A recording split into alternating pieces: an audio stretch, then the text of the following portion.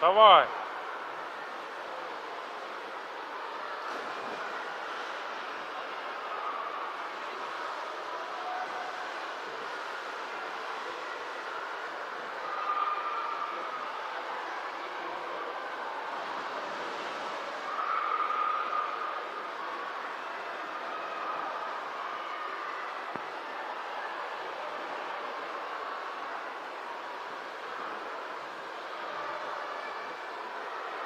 Тетя Маруся на речку пошла, в среду нырнула, в субботу всплыла.